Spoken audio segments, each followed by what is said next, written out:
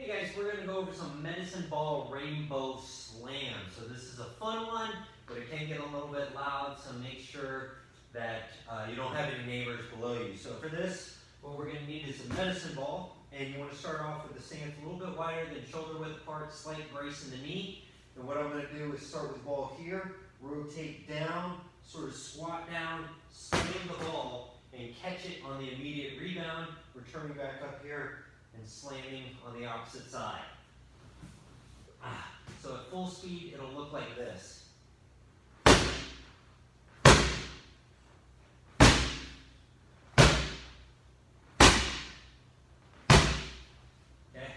Notice how you want to catch that right on the immediate rebound, and also focus on using your entire core to move the ball rather than just dropping it or throwing it with the arms.